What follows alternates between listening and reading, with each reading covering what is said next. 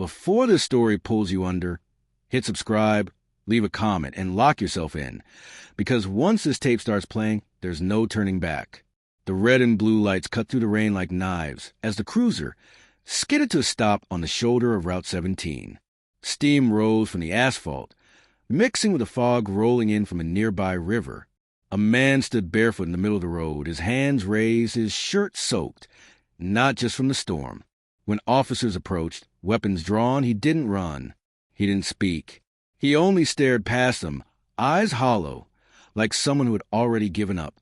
20 minutes later, in a small interrogation room at the county sheriff's office, the tape recorder clicked on.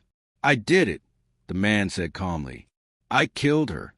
His name was Daniel Harper, 34 years old, no criminal record, a warehouse supervisor, married, known by neighbors as quiet, polite, invisible, and now, according to his own words, a murderer. The victim was his wife, Emily Harper, reported missing 2 days earlier.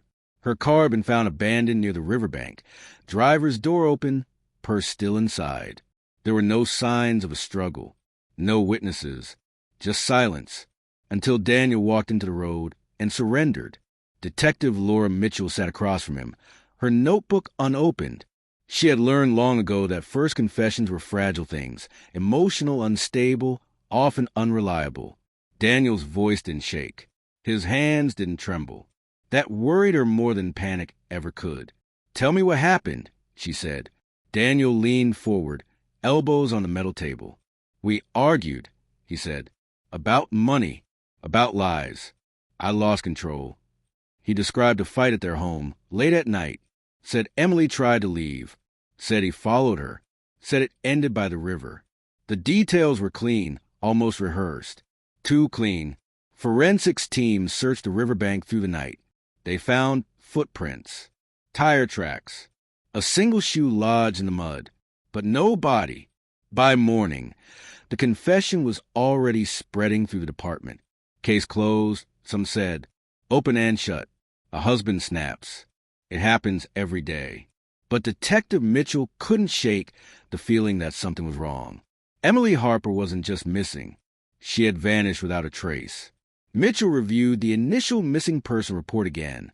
Emily's co-workers described her as anxious in the weeks before she disappeared, distracted, checking her phone constantly.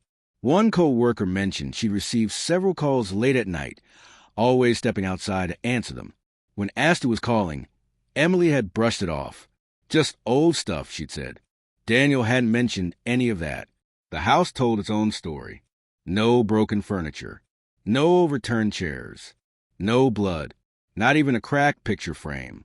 If there had been a violent argument, it had left no visible mark.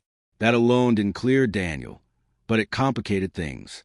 Then there was the timeline. Daniel claimed the argument happened at 10:30 p.m., yet cell phone records showed Emily sent a text message at 11:12 p.m. to an unknown number. Just 3 words. "I can't talk." When Mitchell asked Daniel about it, he frowned. "She must have sent that earlier," he said, "before things got bad." But the timestamp didn't lie. As the day wore on, pressure mounted. The district attorney wanted charges filed. The media was already circling, painting Daniel as a monster who confessed without remorse. Emily's family demanded answers. Closure. That night, Mitchell sat alone in the evidence room, listening to the interrogation tape again. Daniel's voice played through the speaker, steady and flat. "I killed her." She rewound the tape. Listen again. There was something else beneath his words. Not guilt, not fear. Something closer to relief. The next morning, a technician from digital forensics knocked on Mitchell's office door, holding a small evidence bag. "We pulled audio from Daniel's phone," he said. "There's something you need to hear." Inside the bag was a flash drive. The file name was simple. Rec_2147. Mitchell plugged it in. Static crackled. Then a voice came through. Daniel's voice, recorded hours before he turned himself in. But he wasn't confessing.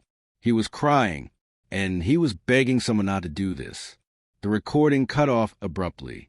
Mitchell sat back, heart pounding, because if Daniel hadn't killed Emily, then the man who confessed on tape might be protecting someone far more dangerous. By the time Detective Laura Mitchell stepped into the digital forensics lab, the confession Daniel Harper had given was already unraveling. The audio file from his phone played again through the speakers, filling the room with a rawness no courtroom confession ever carried. Daniel's voice cracked as he whispered, "Please, just stop. You're going to ruin everything." There was another voice on the recording, low, calm, almost gentle. "You said you'd do it." The voice replied, "This is how it ends." The technician paused the audio. "We ran voice isolation," he said. "That second voice doesn't match Daniel. It's not Emily either." Mitchell felt the case shifting under her feet. If Daniel wasn't talking to his wife, then who had been pushing him toward confession? She ordered a deeper dive into Daniel's phone records. The unknown number Emily had texted the night she vanished came up again. Dozens of calls over the past month, always late, always short. The number was prepaid, disposable, designed not